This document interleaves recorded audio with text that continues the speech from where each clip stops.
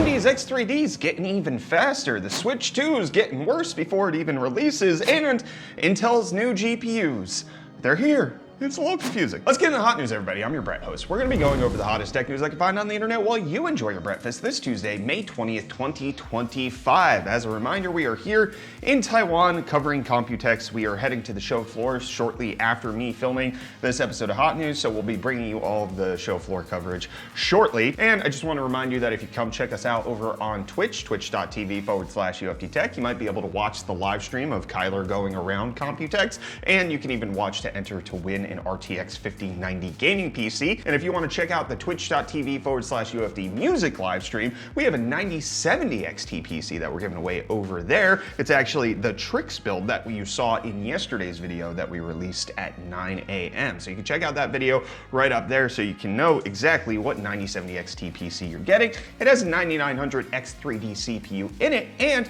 if we had combined it with one of Gigabyte's brand new motherboards that they announced yesterday, it may be even slightly faster, because Gigabyte announced that they have a Turbo Mode 2 for X3D CPUs, allowing the tuning on these 3D V-Cache chips to get even faster results than what AMD's own 3D Boost has allowed for. Now, they say that they use AI, whatever that means. They tried to describe it. I couldn't really gather how it was any different from like normal algorithms, but regardless, what they did show was that Turbo Mode 2 appears to have better performance across a wide range of power profiles, and they even saw it going 15% faster than just an X3D chip without that, and even beating out their previous X3D Turbo Mode by quite a considerable margin in video games, as well as in synthetic benchmarks. I'm curious to see how this actually plays out once these motherboards hit the market, how much 3D V-Cache chips can get tuned so that we can have better performance out of them. But the 9900 X3D that's going to be given away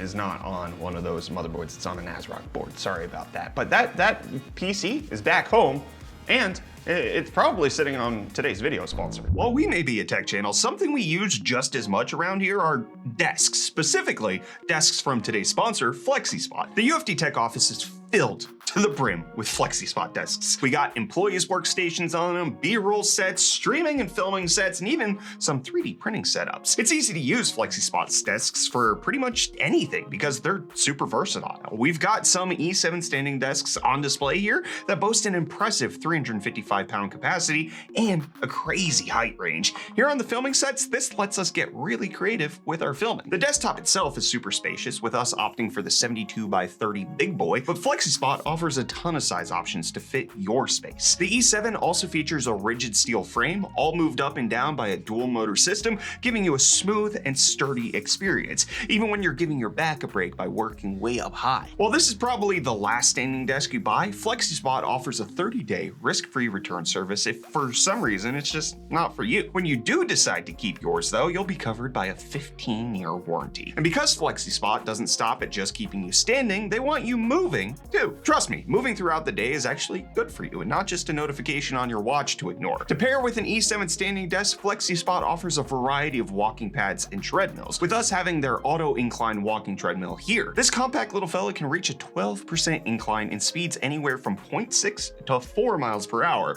with a built-in Bluetooth speaker to keep your steps on beat. Grab yourself an E7 standing desk from FlexiSpot today via the link below, and throw in an auto incline walking treadmill today with their bundle and save option. FlexiSpot is currently running special Brand Day and Memorial Day sales, up to 65% off, and on May 19th and May 26th at 9 a.m., the first 20 orders will have a chance to get it 100% free. Thanks to FlexiSpot for sponsoring today's video. Well, you know what else I could put on a FlexiSpot desk? What also Gigabyte showed off yesterday, which was their RTX 5090 eGPU box. They're calling it an AI box because, of course, they are. It has 32 gigs of VRAM. It has a 5090 essentially in there via Thunderbolt 5 connectivity, being water-cooled. They also showed off a slide saying that it should only lose roughly 15% performance at best over Thunderbolt. It may lose significantly more depending on the workload. Things like AI, where you're not using a whole lot of graphics throughput, might not necessarily lose as much, but gaming you're definitely going to lose a lot of performance on. But they are rebranding it. It's no longer the gaming box, it's the AI box, because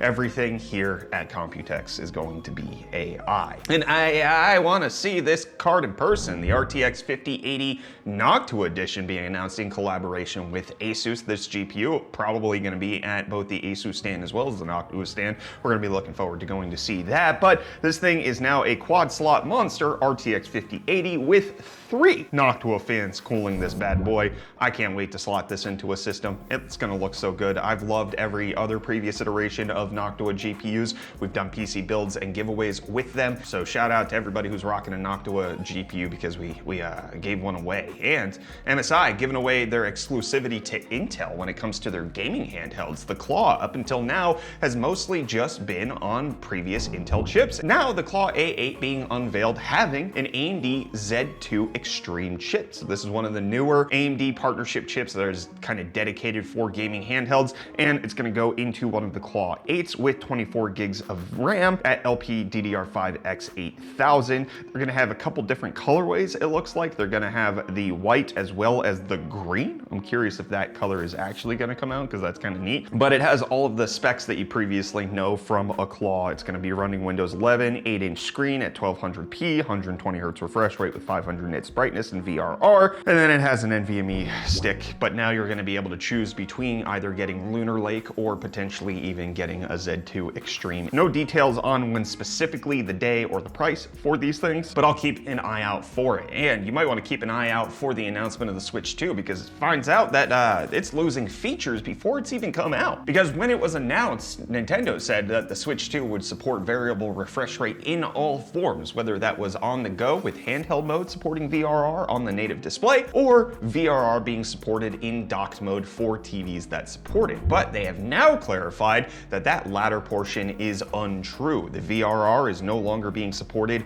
on TVs. It's not going to be listed as a feature set anymore, and it was a mea culpa that they should have never said that VRR was going to happen in docked mode. Even though HDMI supports it, the Switch 2 will not support it at all. And Google's getting updated to support better tracking for various different devices out there, specifically talking about things like Find My devices with ultra wideband. They're starting off with a rebrand, announcing that Find Hub is the new name for the Find My devices app that was previously there. This is going to be rolling out with several other software updates, including the ability to support ultra wideband trackers, something that Apple has been doing with things like their AirTags or their AirPods or various other devices, allowing you to get precise down to the foot accuracy of where your device actually is. Now this should be rolling out Android operating system wide. And let's see how many deals Reece is going to roll out for you today on Hot News. Yo, welcome back to UFD Deals, bringing the hottest tech deals out on the internet. Hope you guys are doing well, and I'll jump straight into the deals for you today. Starting off with this Logitech G Litra Beam LX dual-sided RGB streaming key light, which you can grab for only $84.99, making it $65 off. Looks phenomenal, situated above your monitor, illuminating your face,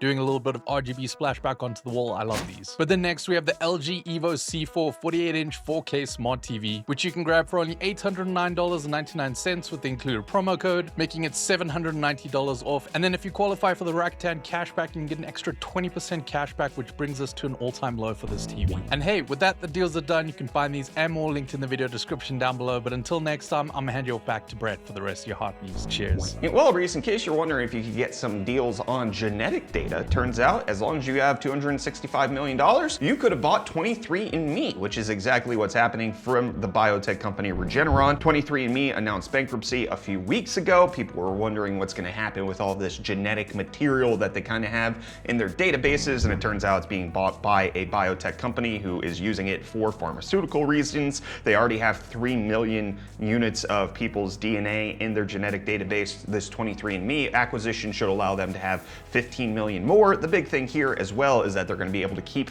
the 23andMe employees on board, so people keep their jobs, and they're going to move forward under the Regeneron brand. So that price point of $265 million divided by the amount of people that they have in the database means your genetic data is worth roughly $15 to $17. Now that's assuming that the value of the employees isn't calculated in that $265 million, but if it is, then that means your DNA is worth about $350. And while we're not getting 3 of the graphics cards put together. Maxon actually debuting their double Intel GPU, which is gonna be, it's a mouthful of a name, but it is actually real. It is actually here at Computex. This is now known as the Intel Arc Pro B60 Dual 48 gig Turbo. This thing has two B60 GPUs on a single board, combining the 24 gigs of VRAM to have 48 total, making it slightly higher than what you get on something like the RTX 5090. This just looks like a normal size GPU. It's a dual slot, it's got a blower cooler, and it uses PCI Express bifurcation to run two GPUs at the same time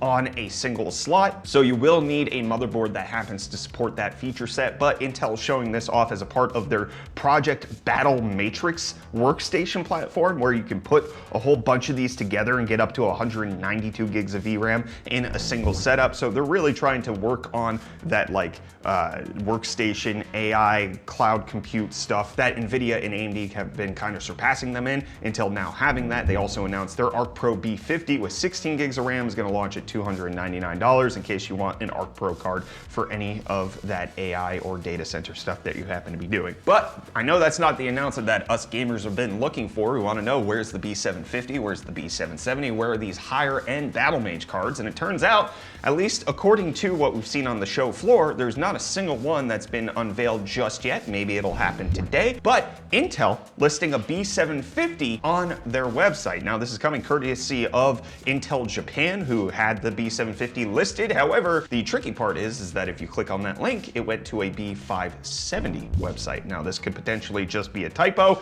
It's not quite clear what exactly is happening, so we did get some GPU announcements from Intel when it comes to the Pro side of things. The reason we're kind of even looking for this is that on Twitter, they responded to people talking about the B770, telling them to stay tuned. Now, we've already gone through the day 0 of Computex. We stay tuned for that. No new gaming GPU announcement from Intel then. Potentially, we may have one here today on the 20th after we're done filming. I would love to see that happen. If it does, we'll keep you updated here on Hot News to let you know what exactly is going on. But as mentioned, in case you want to follow Computex, you want to see what the show floor is like, come watch us over on Twitch, twitch.tv/UFD Tech. Kyler's going to be taking our IRL backpack and just streaming the show floor, checking out cool stuff. He'll be writing some videos on that kind of thing moving forward. But come check us out over on Twitch. You can watch Computex as well as enter into a chance to win an RTX 5090 gaming PC, and then our UFD Music Twitch channel gives you that 9070 XT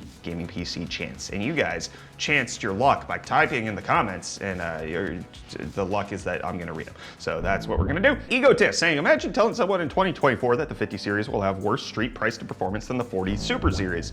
I don't think that would have been so outlandish. People were already fed up with NVIDIA back in 2024. I think that would have just given in to people's cynicism, and they would have agreed. And then Quiet Freddy saying NVIDIA think they're playing 4D chess with reviewers. Meanwhile, gamers hearing that NVIDIA drivers suck now. I don't know if that's making its way into the full cultural milieu. It's not going out to the normies just yet, but it's starting to seep into at least the enthusiast territory of like, I don't know, NVIDIA's drivers have been kind of bad lately. So we'll see how all of that plays out if NVIDIA can gain anybody's trust back moving forward. Then Jay Carbon saying, Brett, just so you know, the video was only released at 3 p.m. Eastern and had a subscriber only flag for the morning. I'm not sure if that was intended or not, or if it was just a time zone conversion error since you're all in Taipei, but I really hope it's not the new policy moving forward. Thanks for all you do. And then as people have responded to that, that is the policy. We do release Hot News early for people who are YouTube channel members. It's the same video, they just get it as soon as it's uploaded, and then release cadence will happen. I will point out, as Daniel noted, is that yesterday was a bonus episode. So Hot News on a Monday is not something that we typically do. So the fact that it dropped at 3 p.m.